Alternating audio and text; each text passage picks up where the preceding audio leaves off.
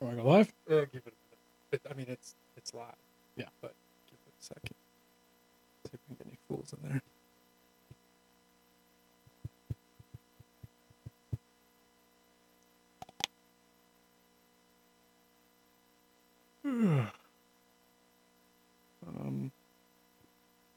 You can start it up.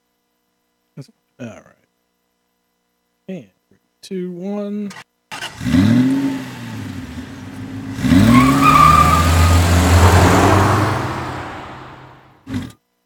Hello. Hey, happy 2019. Yeah, same. This is the first live podcast 2019 punctuated by sirens because it's such a party. Yes, it's always a lively experience here in the wonderful, exciting world of Redondo Beach. Oh, it's not like it's better than San Pedro though. Oh, it is. Well, there's no gunfire here. But that's not as fun. And there's also no homeless people shitting outside my window, which is a net positive. I paid people to do that. They only looked homeless. I thought that was just on your chest. They were very good at their job. Do we have to do, just out of curiosity, do we have to do something first, or does that come later in the podcast? We'll do that as our mid-roll. Okay. We'll get it. I wasn't sure where it's at. That's fine. So welcome to the first live podcast of the new year. And it's just Chris and I here. Hi, Yep. Chris. Hey. We're kicking this off the correct way. No guests, no themes. So we're doing it first with the news. The news. The news. First up is a bit of news specific to Hooniverse. Now that we have our new site up and running, every year we typically run a Hooniverse Car of the Year, and we leave it up to our editors to nominate. They nominate something from the year, and normally it's not a new car. We don't do it like Motor Trend might do it or whoever might do it. So it's very varied. And in fact, for the second time, I don't think it's the second time in a row because I forget what won last year, but the second time, it hasn't been a car that's won. This year it was this bike. It's called the Fat Hippo. Okay. And the reason this won is because this was basically this dude who's a cabinet maker. He wanted a trail bike, kind of like a mix between a Rock-On or I think it's called a Honda Fat Cat. So he took parts of an ATV and he converted it with junkyard parts and know-how into this trail bike called the Fat Hippo. So he did it himself. It's kind of like an adult version of a mini bike. Yeah. That's what it looks like. Or like a modern Rock-On trail bike, which was the you ever seen those? Those two-wheel drive bikes? Yes. And so it deserved to win. I think some of the, just so everybody else knows, these are the vehicles that were nominated this year were metaphorically the Citroen 2CV. Alan Pierce. Was that campaign exclusively by Torchinsky? No. It's only Hooniverse editors I know. who run I'm this. kidding. But our British guy did that one. The next up was I don't know if you heard of this guy named Alan Pierce. He had a Toyota Tundra that during the campfire, it was during one of the fires. Yes, the guy that Toyota replaced his truck. So one of our guys nominated that one. And I'm just saying hi to the people who just said hi in the Z chat, the YouTube chat. Sorry. So that truck was nominated, got a lot of votes too. Someone nominated the Volkswagen IDR race car, which I think is an interesting that's respectable. Vehicle. I personally nominated Tavares's Lamborghini. Yeah, and not because it's a Lamborghini, but because of the crazy shit Tavares did. Yeah, exactly. So like a Lamborghini will never ever win a Hooniverse thing. It's so weird, like calling him Tavares to me. It's so because I know him as Freddie. I don't know him as Tavares. I know. It's bizarre. But I just thought I nominated his car because of the story behind it. Yeah, I mean it's a car that should not be. Right, yeah, exactly. Then there's the Fat Hippo. Our Australian editor, Joel Strickland, who's been on the podcast before, actually, nominated a special time attack Porsche called the RP968, which is a completely modified Porsche 968 that set some record down there, and it makes like 1,000 horses. It's a crazy Porsche, but I'm actually shocked that it's in second place because it's absolutely the type of car that should come in last. And it's in Australia, so it goes around the track backwards, it does, right? Yes. Yes. Someone else nominated Farah's Safari 911, which is worthy. But somebody else nominated Farah's Million Mile Lexus, which is maybe more worthy. Yeah. I mean, don't get me wrong. I know Matt loves his 911, but it ain't exactly the first Safari 911. No. It is well done, though, and I love the interior. And then, it was well done, except the engine. Yeah. And then the final nomination was the Huna truck. So Ken Block's Huna truck, which got the least amount of votes, or tied for least amount of votes, which is that's never gonna win. It's super rad. It's super awesome. That truck is fan effing tastic. It is never gonna win a Hooniverse car of the year just because ours is different. Our readers like different shit. Yeah, that's a truck engineered by race shops, and it is not a truck. It is a tube frame that looks like a truck With a Le Mans engine, which is fantastic. Yeah, It was one of the development engines from the race team, Yeah. which is it's the Hoonicorn sounds better because of the V8. The Hoona truck is cooler because of the truck body. For me personally, yeah, that, and I think it's just the drivetrain stuff going on with the truck is maybe a little cooler. But at the same time, like, I don't care how many shades of lipstick you throw on that pig, it never sounds great. In every iteration, that 3.5 V6 just does not sound great. I like it in the Raptor. I enjoy it because it reminds me of a real deal. I picture Baja in the middle of the night slogging through some loose sand and just going for it. So I like. Yeah, but that's the truck. That's not the drivetrain that really makes. No. The feeling. 3.5. No, that sound of that 3.5 liter and to that end, I'm actually borrowing from Ford. When I get back from the Detroit Auto Show, they put that engine now in the Limited, so you can get the high output 3.5 liter in just the Limited's top trim. Right. But you get it without all the extra looks and suspension. But Right. but if you just want to tear around, that's a pretty cool truck. Yes, because that truck for driving around in any other situation than off road is a bit toolish. It's okay. Yes, I thought you were going to talk about its driving dynamics, but yes, but I would still drive one because it's fucking awesome. Yeah, they're cool. It's just it's a little much for people that live in the middle of a large city. So yeah, yes, in where I am, I'm like on the border of Orange County and Wilderness, so I could get away with it. I could use that truck. Sort of. I'm like right there. But for you in Orange County, it's required you purchase a flat brim I cap. have tons of them.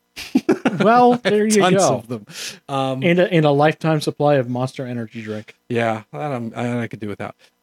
So that was our Hooniverse car of the year, which was not a car. It was a very cool bike. So congratulations to You the tricked Fat us Hippo. all, Jeff. Yes, You I tricked everybody. Now, moving on to an interesting bit of news here. Yep. Pop this picture up on the screen for me. Absolutely. For 2018, the Dodge Challenger outsold the Camaro. I can't fucking believe Right? It's outsold it by a lot, actually. So the Mustang still won. Yeah. The Mustang sold 75,840. Ford sold 75,842. Which is surprising to me because, like, for the longest time, the Mustang and the Camaro were like neck and neck. Right. They were very, very close.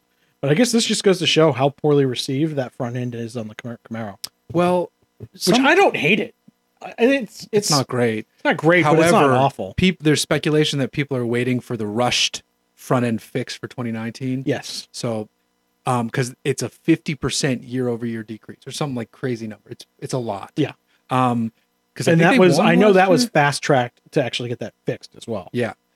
So the Challengers, Dodge sold 66,716 Challengers. Somebody just typed Camaro ugly in the comments.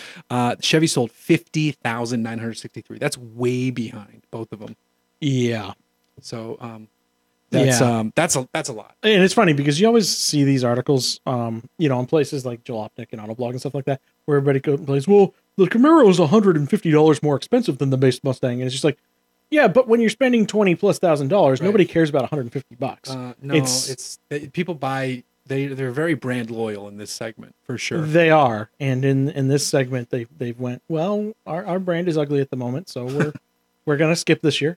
That, and it's gonna be both the Camaro and the Mustang are due for a refresh soon anyway, a full refresh, not just, or I shouldn't say refresh, but Like a mid-cycle. well, they've both done the mid-cycle thing. It's actually time for new chassis and everything on those pretty soon. Now, so that was interesting. Moving on to the next bit of news, though, Haggerty came out with a list for 2019 of the cars that they are bullish on. I'm gonna guess Aaron Robinson had something to do with this. He wrote it. Yes. The photos are awesome, though, in this article because they're all from Puppy Knuckles, Dave Burnett, who shoots for Road and Track and some other, and Haggerty and a few others. And so we can go through this list fairly quickly. We don't have to run through it all. Well, we can make some quickly. So first up is kind of an odd choice. I get it. I know why they did it, but Hagerty went with the 72 to 75 BMW 3.0 CSL. Now, not the regular CS, right? But the CSL specifically because it's more rare, it's lighter, it's a homologation special. The thing with it is that these are already worth $250,000. So you already have to be a well-to-do collector to buy one of these. But they're saying the value of them is moving up. So that's why it's on the list. Yeah, I mean, German cars are finally becoming on parity with the Italians as far as valuations go. Yeah. Now, next up is actually, I think, a pretty good choice. The first gen Boxster. I mean, I think that's smart because it's an affordable, entertaining Porsche you can buy right now. It's an interesting car, and it was important in terms of keeping the brand afloat. It's not what I would call the greatest used Porsche that you could find, but they're still inexpensive, and they will be significant historically. And there's really, I mean, they can't get much lower because they're pretty damn cheap right now. Yeah, I mean, you could buy one for like sub 15K, right? So, oh yeah. So, I mean, you can just go up from here. So I think that's a smart choice. This next one I like. I think you'll like it too. Celine Mustang from the Fox body era. Yes, I'm just personally burnt out on those cars because I've been around them so much. Well, I feel like you don't even need to say specifically Celine. I feel like you could say any Fox body Mustang right now is a good buy. Yeah, pretty much. Although I think it's going to be, there are plenty of them. It's not like there's a shortage of Fox bodies in the world. Well, that's never going to be why. That's probably why they specifically went with Celine. But you're right. But there's been some high profile sales. You could even do finding a GT is a little tricky because what was popular in the time was the LX notchback. Okay. Because it was slightly less powerful than the GT, but weighed less because it didn't have all the body cladding. Right. Now here's one I think you'll appreciate. C4 1996 Corvette Grand Sport. I appreciate it for what it is and that they were very capable cars, but I am not a fan of the C4 Corvettes. Right. Either am I. However, I like this color scheme. Yes, the stripes on the C4 over the front fenders on the Grand Sport are always really dope. Right. I didn't realize how limited production this was. I think I knew at one point and then I forgot. They're very limited. I mean, Grand Sport didn't become a mainstream thing until the C6. Right. And that car, those you can run a square stance on them and they handle like a motherfucker. I bet. It's just everything else about the car kind of sucks. It's C4 inside. So I like, so we go to Japan next, basically. I think this is kind of an interesting choice. I agree with that 100%. 2004 07 WRX STI. Yeah, I think that's a good choice. And I think that might actually be the best looking STI that Subaru ever made. It's way up there for me. I prefer some of the hatch shapes, but that's a great one. This is a good one too because these are affordable Mr. right 2. now. A Mr. 2, yes, first gen Mr. 2s. I think these are the AW11s. And then we go back to America with some truck muscle. SRT10, we've talked about this before. It's a ridiculous vehicle, but it's amusing for what it is. It's a Viper engine with a manual transmission in a short cab pickup. Yes. I hate the refresh of this, where it was the extended cab, it was the crew cab, and it was an auto only. Oh, I don't even remember that one. Yeah. This 08 or something? They only made this for a couple of years or something, and then they did the refresh on it, and the refresh was it lost the appeal because it tried to be more practical. Right. Now, here's a good one. I mean, that's what was easy. the pricing on those SRT10s now? Just out of curiosity. It says when new 45 says Hagerty value is 26.7 to 35. That's holding its value for a truck of that age. But holy shit! Those are values based on people insuring with Hagerty. So those are primo examples. Well, I mean, 26.7 might be like a good driver. Who knows? Yeah. So 80 to 86 Ford Bronco. I mean, I feel like you could pick these up for cheap right now. That, and I'd say you probably want to tie that with a Blazer. It's like, which flavor do you like, Camaro or Mustang? Yeah. They're about the same. Yeah. I like this choice. I think this is a good choice. G8 GXP, very rare. You could also make the case for the Solstice GXP and the Saturn Redline too. Yeah. All those cars right at the end of those runs were very limited production run, and people don't realize it. I mean, the G8 GXP is known as being a very solid sports sedan, But like the Solstice and the Redline were really, really good chassis too. Yeah, they were. But they were garbage inside as well. I like this choice just because I like wagons. I don't know if it's happened, but when I was talking to Musto a couple of weeks ago, He's working on it. Oh, he was another Roadmaster estate wagon. Yeah. He had found one that was like $4,500 and was like had miles on it, but it was like mint otherwise. Right. I love that chassis. It's such a, it's built on the same thing as the Impalas and everything from back then. Right. It's just an old fashioned, roll along American car. Couch. And they're big V8. So comfortable. I have never driven one. I would like to drive one, but I like how they specified the estate as well. It's a cool car. Oh, it's a big V8 wagon. It's. You see, and this list is why Aaron is a friend. Yeah, because he has good stuff. I mean, this is a man that owns an Espada. Yeah, and so he just been wrenching on his plane. So yeah. Now, finally, last bit of the news is some interesting Subaru news. The Subaru is prepping to bring an S designation car to the States. Normally, I believe these are Japan only, maybe UK. I'm not 100% sure. I think the UK got them, or did the UK only get the FQs? I don't know. But I know, I mean, the FQs were obviously the best ones. Isn't that Evo? I think that was... Yeah. I thought Evo was FQ. You might be right on that. Yeah, I think so. But regardless, the UK got the best versions of all of these. Right. STI S209. So they're just showing the picture. We don't know what it is yet. They're going to reveal it in Detroit. We already 3.5 extra horsepower. Yeah, maybe. We already got the Type RA, which is $50,000 limited run. Which is, you are insane if you pay that much for that car. The problem is though, it's the best STI I've ever driven. Like it's clearly better. It's funny because I found the Focus RS to be the best STI ever made. Well, I'm saying of actual STIs, of real STIs, this is the best Subaru WRX STI ever made. Yeah, someone replied the FQs or Mitsus. So I'm curious of what this is actually going to be, but we'll see. It's going to be a color trim, and it's going to be a badge. And an extra $15,000. It has to be a little bit more power because that's like Subaru knows that's what everybody harps on about. I don't think they give a shit though. I think the engineers internally probably do, but the bosses go no. No, they don't want to qualify anything. They don't want to try and put a marginal seller through emissions testing. Someone in the comments said, "Shit, yeah, I got an '86 Bronco." So, congratulations. Haggerty says, "Hold on to it," and then sell it soon. Yeah, everything comes back around. That's good for you. Okay, now we're gonna jump over and do some questions over on. But before we do that, oh yes, please. Before we do that, we need to promote a couple of friends of ours, Sammy Hadjasad and Benjamin Hunting. They have Unnamed Automotive Podcast.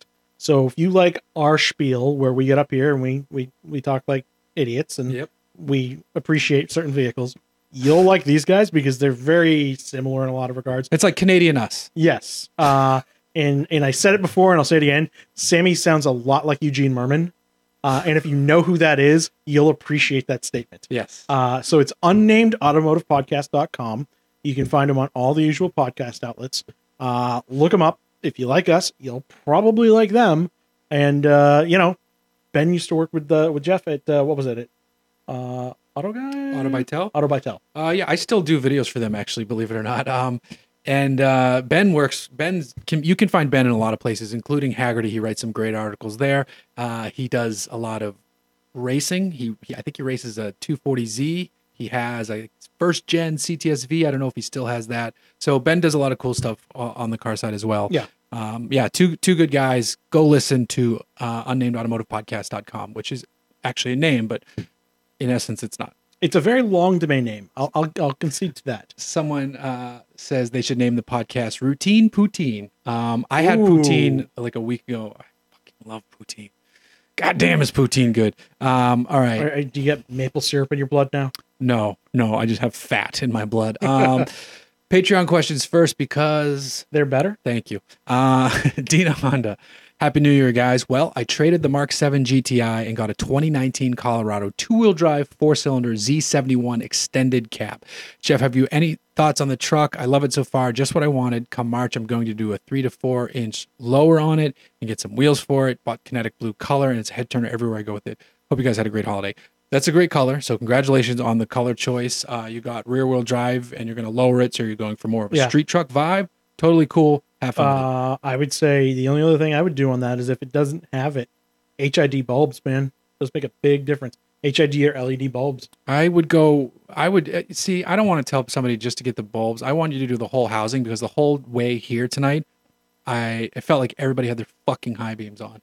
Yes, it depends on the car. Some cars can get away with just like the Fiesta can get away with it just because of the design of the headlights gets away with it. But like certain stuff, no. But yeah, do a lighting upgrade of some sort. If you don't have HIDs at factory, do a lighting upgrade. It's such a huge difference. There's so many people, like literally, it seems like every night. And I know it's just, I always thought it was a facet of getting older, but you talk to everyone, it feels like everyone out there has their high beams on. And I think it's either people switching bulbs or it's these more modern light. I don't know what it is, but it fucking sucks. Or not aiming their lights. It's not aiming, and it's more modern stuff. Because I don't think they actually have their high beams on.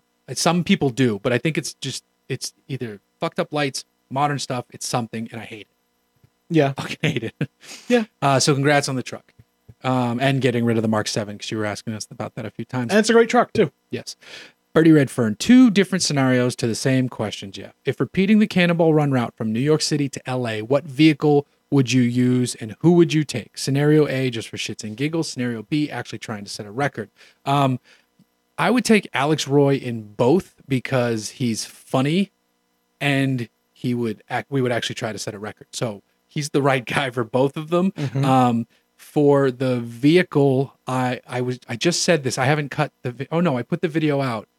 Yeah, I think I say in my Bentley Bentayga video that it is one of the best choices for a Cannonball Run if you could do an extended gas tank in it because it is fast and very comfortable. But I would that wouldn't be my choice. My actual choice would be a Trackhawk. I think I'd want to do it probably because you're trying to keep fuel economy not horrible because you want to be able to go at a reasonable speed. I'm thinking maybe a Panamera wagon hybrid. That could be a very nice choice because even if you didn't have a giant tank, you could keep 10 or 20 extra gallons of gas in jerry cans in the back. Yes. Yeah. So that's not a bad choice. I like that. I think you can probably get mid-20s highway on that at the very least. The problem is, though, the speeds I think you need to do for the record are pretty fast. I think you need to be going pretty fucking fast. Yeah. Like your average speed needs to be scary high. Like we're talking in excess of 120 high? I don't know if it's in excess of 120, but it's definitely in excess of 100, I think, right? I don't know. We could probably look up what Ed Bolian did and we'll come back to you on that, but I don't know. I think it's pretty fast. Or just have to get Alex back on the podcast to go over all this. That can be done. Ryan Kelly asks, is the wagon running yet? No. Also wanted to say thanks, Chris. A buddy and I just started a podcast about nothing and everything at the same time. When should we expect to make millions? Never. Yeah, no. I mean, even the big podcasters aren't making millions. Never. But enjoy yourself. Have fun. Jumping over to Twitter. David Baltazar asks, I don't think you brought it up on the podcast yet. What were your post-NHRA experience thoughts after you had time to process your baptism by nitro? I thought we talked about it, but we might not have because there's just been holiday. I don't recall. It was one of the most amazing things I've ever been to in my life. Was this your first NHRA event? Oh, yeah. Oh, really? Yeah. We didn't talk about this? I thought we did. But we must not have. Yeah, it was absolutely fucking insane.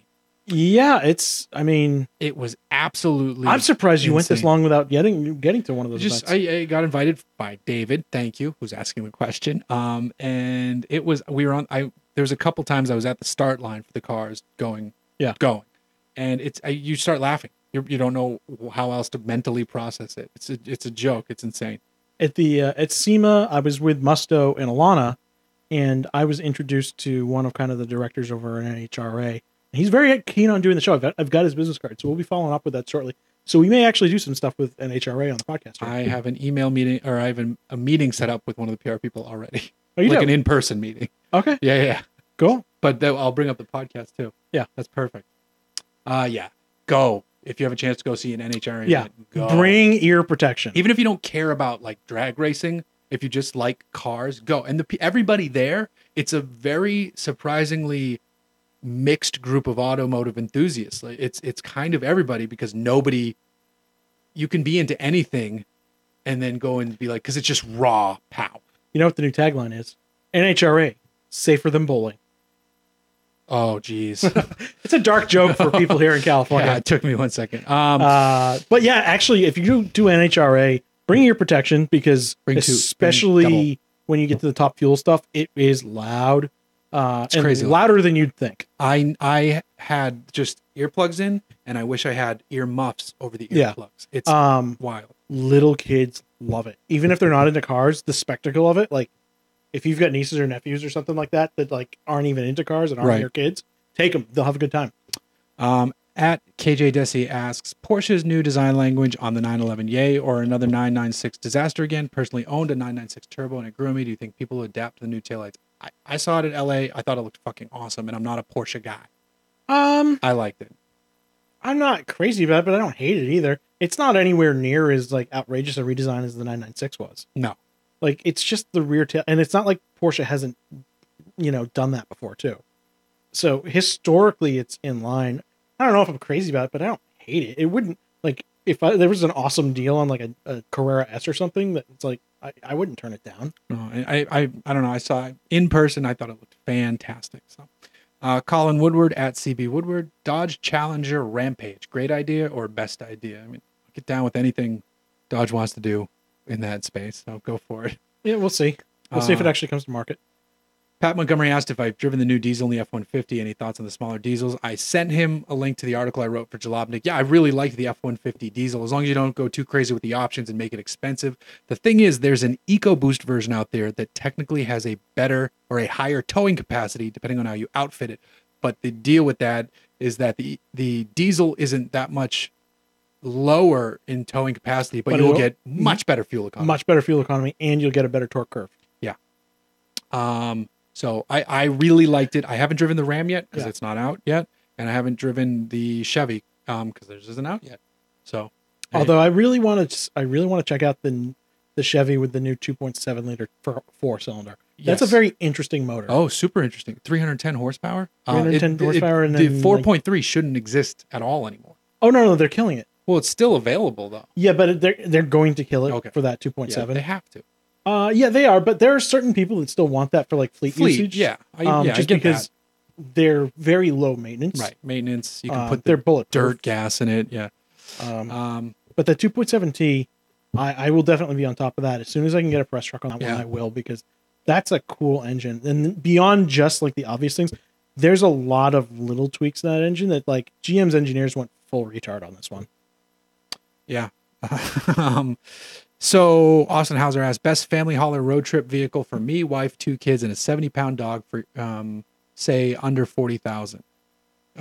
Before you out of the budget, I was going to say CTSV wagon used, but obviously can't really do that. I don't think for under because they held their value.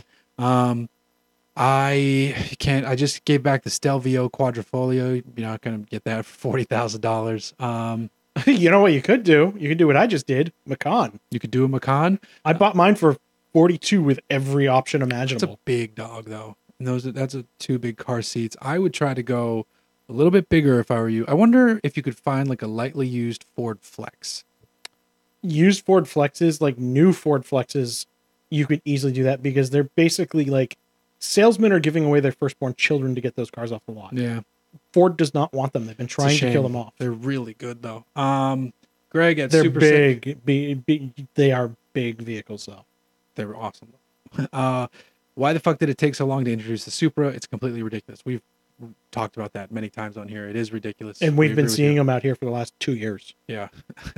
And Freddie's Supra will be done before the Supra's actually in dealer showrooms. Yeah. I think the whole like 80s branding on things like the Supra is back things that we're seeing now. I'm so fucking spent on all of the 80s look stuff at this point. Yeah. Sorry if my buddies at Radwood, but I'm just burnt out on like the 80s rehash. Well, something came out. But I do really want to see the Bronco. I really want to see the Bronco. So, and I'm talking there's some full size crazy Bronco. Conspiracy theories that they're going to do a Bronco and then they're going to do a Bronco Junior.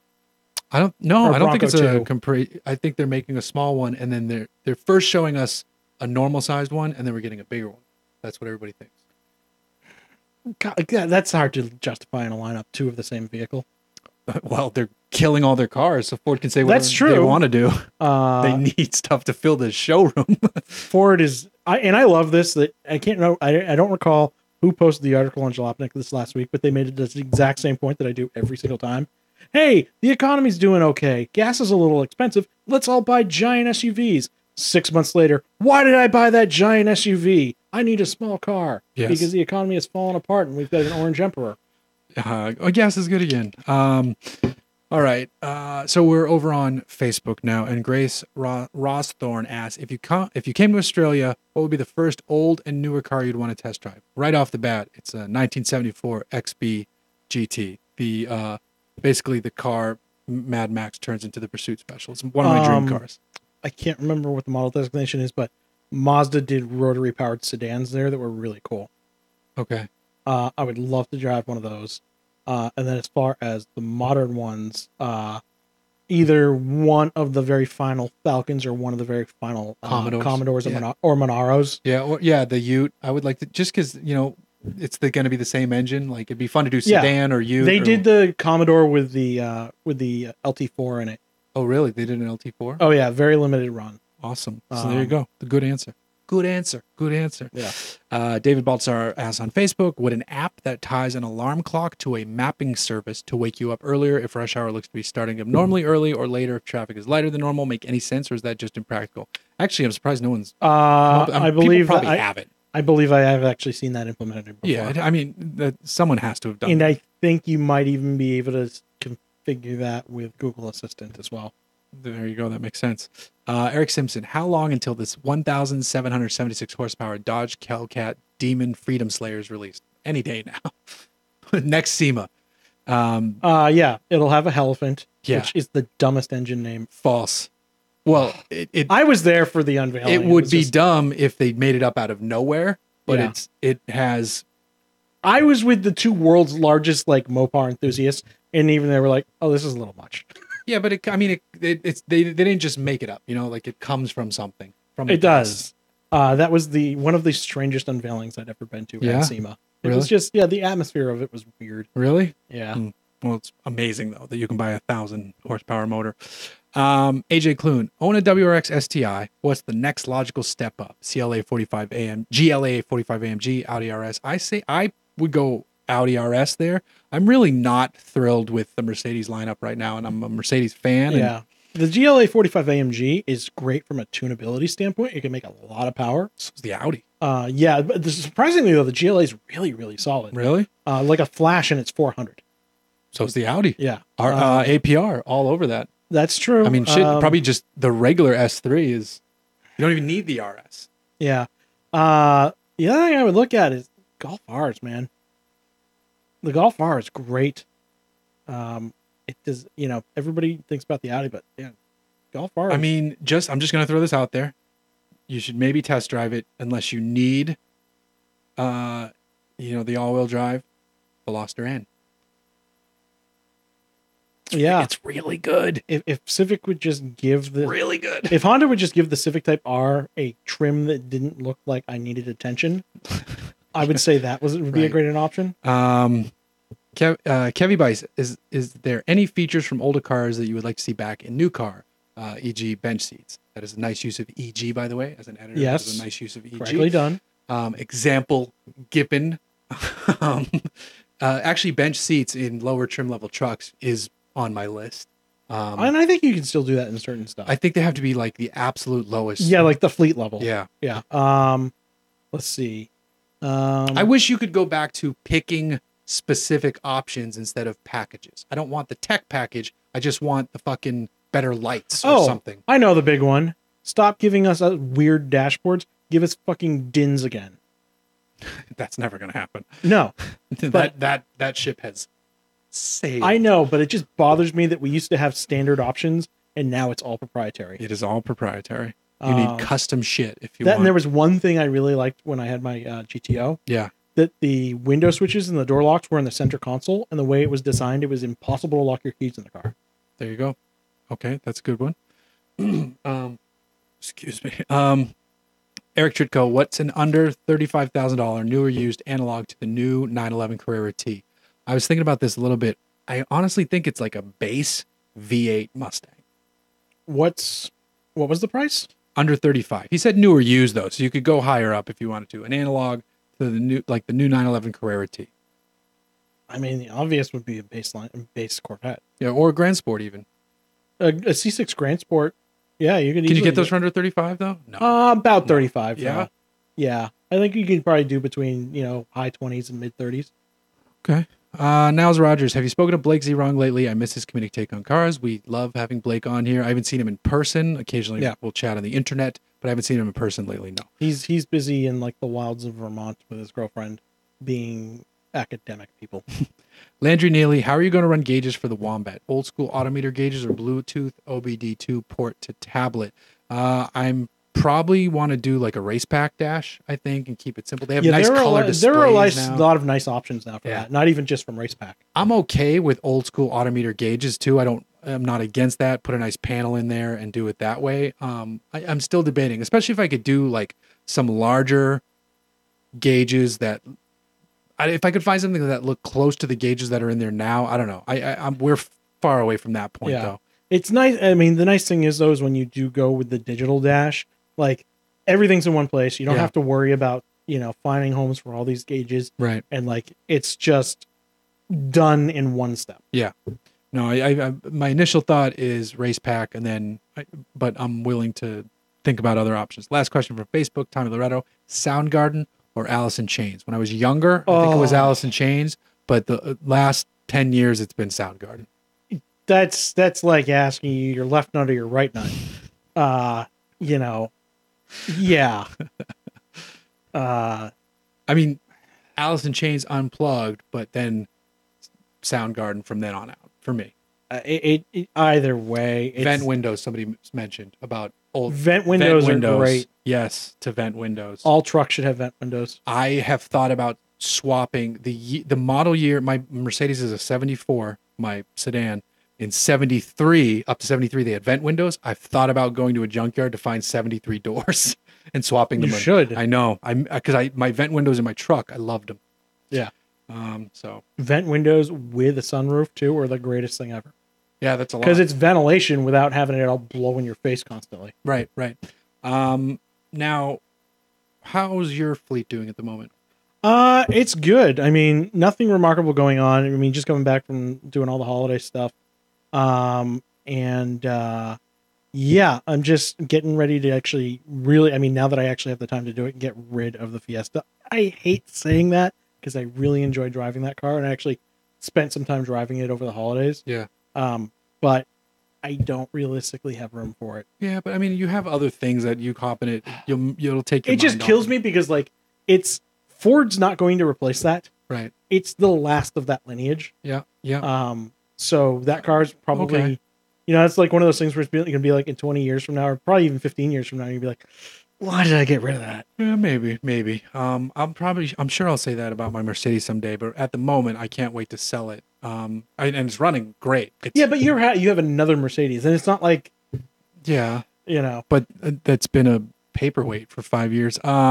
So while I was back east, drove the Genesis G70.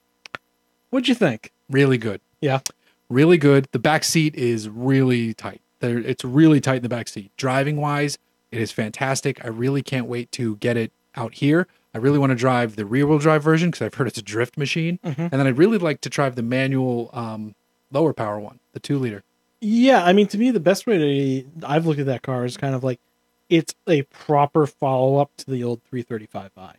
Yeah, I would agree with that. Yep. The one I had back east was all-wheel drive, and I emailed the PR person beforehand. I'm like, hey, just check in case it snows. Does this have winter tires on it or anything? It's like, you're good to go. It has all-wheel drive with Blizzaks. I'm like, oh, fuck yeah, you can go through anything. I get there, and it's Michelin Primacies. I don't even know that tire. That's what is on the like the BRZ and the STI and the JDM Prius. They're just regular. So they're the super low rolling resistance tires. They're not. No, they're a little bit more aggressive than like our. I think they're a little bit more aggressive than our Prius tires, but I was like, because if you get a rear wheel drive Genesis G70 out here, it gets like Pilot Sports. You know, it doesn't even get these shitty lower tier Michelins. I shouldn't say shitty, just lower tier Michelins is better. It's different tire than the Michelin Primus. Yeah. Which is endorsed by Les Claypool. Now, when I came back, we arrived at LAX and I got into the Stelvio Quadro Formaggio. Ah. Did it drive more than 10 feet? It ran fine the entire time I've had it. I'm Gave it back shocked. Today. This is the second Alfa Romeo press car I've had. I've had no issues. You are the one guy. I've had no issues. Literally the one guy. I know. But that SUV is fast as fuck. I don't doubt that. Holy shit. I don't doubt that. It's just it's fast when it's operating. I had zero issues. I know the issues exist. Everyone I talked to has had the issues. It was the only problem is that the Trackhawk theoretically, just looking at starting prices, is like $4,000 more. Theoretically, if you can and what find is a the Trackhawk, price on that car? The base starting price is like 82. Trackhawk's like 86. So It's going to be a real hard sell, especially with the refresh Macan and the new. this destroys the Macan. This is fast.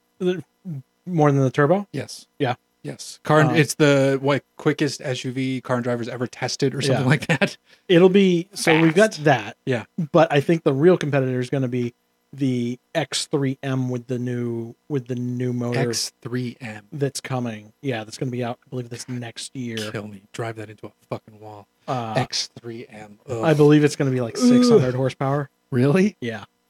Jesus Christ. Oh, yeah. No, we're getting ridiculous. Now, speaking of horsepower. Yeah.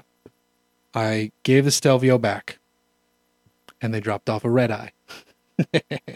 So quite a bit more horsepower. In fact, it is the most powerful production car I've ever driven. And what is that power-wise? 797. Mm-hmm. As you do. And it's going to rain this weekend. You didn't drive a Demon? I've never driven a Demon. Okay. No. This is basically a Demon without like the extra tune. Mm-hmm. I figured you'd have driven a Demon. No, they weren't really handing those out.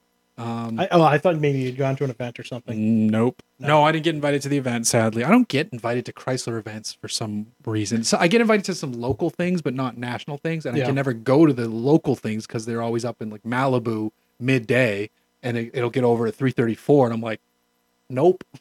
Or I wouldn't get home till 8. Yeah. So no. So I have the red eye right now, and it's in that awesome Fate or F8 green color. That looks fantastic. It's a Challenger with a sunroof, the Napa leather. It's $93,000. Are they going to do a Charger in the red eye trim? I have no idea. I don't know. That would be interesting. That to me is almost more interesting. Oh, the Charger is always more interesting to me than the Challenger, just because the 5-door factor makes it so much cooler. That and I don't know. The Challenger, it just feels too Dukes of Hazzard to me. They make a good point. Blake Williams says the new GT500 comes out soon too. So speaking of Power Wars, it does. Power and Wars. It may or may not have made some appearances in Las Vegas at SEMA. Oh, nice. So I may or may not have information on that, but I can confirm or deny. I just need to figure out whether or not that's going to get that person in trouble. Okay, gotcha. So while we were back east for the holidays, I parked my Benz outside so that our dog sitter could use the garage. I parked my Benz facing uphill. Trying to see the camera. There you go. Uphill. For about 2 weeks. I come back and it was dripping fuel out of like a vent line. What the fuck? I noticed that. I didn't notice it when I first drove the car, just because I hadn't driven it 2 weeks, so I just wanted to fire it up, drive it. And it fired right up. It's running great. I drive it. I go put gas in it. And then I park it, and then I notice the fuel leak. So I just filled the tank, which sucks, but it was a drip. When I checked the car a day later, the fuel gauge hadn't moved. That's how little the drip was.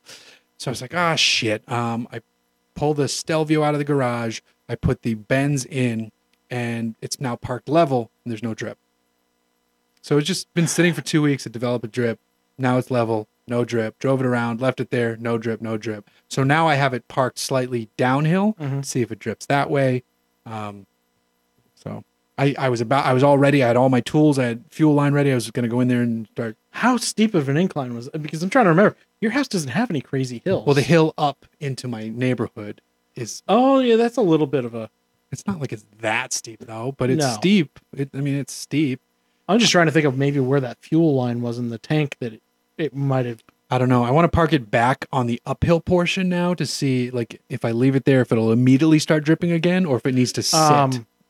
What you can do is you can get a fluorescent dye pack for that. Mm-hmm. Dump that into the fuel tank, and then use a what's the word I'm looking for here? One of the fluorescing lights, and then black light, and you can actually then see where it's leaking out. Oh, okay, interesting. Yeah. All right. Heading to Detroit Auto Show for just one day. And also Mr. Joe Cariotti will be there as well. Okay. I'll only be there day 2. I get in 7:30 at night on day 1. I'm staying in an Airbnb because the hotel prices are fucking bananas or scary. Like, no, I'm not staying there. Mm-hmm. So someone from Detroit is just doing Airbnb. And I'm staying in a loft 2 blocks from the convention center now for one night. We shoot video day 2, and I fly home that night. Fair enough. So there you go. Yeah, I'll have to get you and Joe in contact because he's going to go there and wants to cover some stuff. Okay. And then in a few more weeks, driving the Audi Q8, which is already out. The Quate. I actually saw one on the road today. Yeah. Hadn't seen one yet. I'm not sure about it yet. But after spending... It'll be nice. That Yeah. much, you know. Yeah. I don't know. When it went down the road, it just looked weird. And it was like a black one. It was all black, so it should be like a cool color. I was like, I need another look at that. And then I just finally scheduled my first Porsche press car. Oh, you did? Yes. Yes, I did. The Sport Turismo, not the hybrid. Mm-hmm. And I am fucking stoked. All- Not because of Porsche, but specifically because it's Sport Turismo. All $220,000 of it? Probably. I don't think it's the whatever the highest, like Turbo S. I think they do a Turbo I think S. the Turbo, they've got a Turbo S hybrid, Okay. which Jesus. is like crazy 700 horsepower combined or something. I think I have an S. Yeah, So I don't know. because I think Kristen Lee just had one on the East Coast. Yep. She did Fancy Kristen with it, I believe. Nice. Which I love that. Yeah, Fancy Kristen's great. Yeah. So we have some good cars coming up. I really want to talk to McLaren to figure out what's going on with their 600 LT because I really want to drive that. McLaren's going to start stepping on their own dick with model designations here. Maybe. You know. Maybe. We get the Ranger in. We've driven the Ranger, Yep. but I want to spend a week with the Ranger, so I got a Ranger coming soon. Is it true that Porsche is just a rich man's VW? No, years ago it was, but now it's a very different animal. Yeah, I mean, like, my car shares Oh, they some were stuff just with... kidding. Like, the only ones that really share anything with anything are the Macan and the Macan, the VW, is it the Tiguan? It's almost more like Audi. You could also say An Audi. certain cars are poor man's versions of certain other cars. Like certain Audis. There's Bentley and Lamborghini in there too. Yeah, it's not like the badge engineering that like American Yeah. car companies used to do. They might share like a floor pan, like none of them feel the same to drive. No, like the Lamborghini, the Macan, the Audi, and the Volkswagen share like a floor pan, and like the Macan and the Audi share an engine block. But even then, like the engine outside the engine block is completely different. Yeah. Yeah. It's always like it's not the same engine. It's like derived from that engine. Yeah. Stuff like that. So like, you might get some suspension parts that might made up between the two, but otherwise they're entirely different cars. Yeah. But so yeah, we got some good stuff coming up. We should be back in mostly full swing here. There's a little bit of travel ahead, but there'll be plenty of live podcasts. Yeah. And We'll I've get got a some little guests bit of a coming. crazy month through January, but after that I'm going to be scheduling press cars and everything again. So I'll have some fresh takes on stuff. And we'll get some guests lined up. Our friend Patrick Costello wants to come back on because his show Truck Night in America is getting ready to premiere season 2. So he wants to talk about. We might have actually one of the hosts come on, Okay, cool. which would be pretty cool. Aaron Robinson, that he did the panel show we did last week. Right. Aaron was on that, of course, and he's an old friend. And we did that article on Haggerty we discussed earlier. Aaron lives like 3 miles from here. He's been saying he wants to come on, so we'll have Aaron Perfect. on sometime soon. All right, well, there you And go. So we got some good stuff We coming up. lined up a bunch of stuff. Yeah, there you go. So go to shoutengine.com if you want your own podcast. Yep.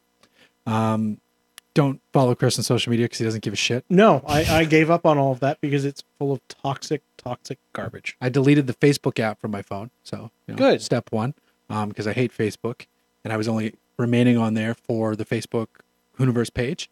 But I do like Instagram, so follow me there at Hooniverse Jeff. Which is I also do owned by like Facebook. Instagram. I know that, but it's different. I'm Look, on I hate Twitter. Facebook, but this WhatsApp and this Instagram. I don't are use just WhatsApp. great. Well, no, you're not from Brazil or Europe. Yeah, right, exactly. Though that app has been used to help people in areas where they couldn't, use phones and Well, so- yeah, that and it's where texting is expensive throughout the world. Yes, it makes all the that's sense. right, exactly. But for us, it doesn't matter. So go to iTunes, rate and review this podcast. Go to our YouTube page and subscribe and like all our videos and do all that fun stuff and share this with all your friends. And go to our new redesigned website and let me know what you think, Hooniverse.com. We have some new t-shirts coming out soon. I'm working with the Blip Shift guys. You can get this. Actually, I'm wearing one of them. I should probably check this out for the camera. Boom. I don't know if I've worn this on camera at all, but you can buy these on Blip Shift right now. And for an extra $350, you can buy the one that Jeff wore himself. I'm lactating. So you can get this one. No, we have just this design right now in 1 or 2 colors. We make them in women's size t-shirts and kids size t-shirts. My wife has one. My kiddo has one. They are appropriately sized. It's not just a man's shirt cut down to size and it looks silly. We have new designs coming out. We have stickers coming out. So we have a whole bunch more going on in the blipshift.com partner store. So please go check out. There's actually a link, I think, in the video description. That is the most YouTube creator-ish shit I've ever said. Check out the link in the video description. Thumbs up and like and subscribe. Smash that like button. And Hey, what's up, guys? Peace out. Yeah. Again, if you like this show, you should go check out Unnamed Automotive Podcast with Sammy and Ben. Similar to us. Except they talk like this. They do. They're like Terrence and Phillip because they're Canadian. Bye-bye. Unnamed Podcast. Go listen to that one and then come back and listen to ours. We'll see you next week. Bye.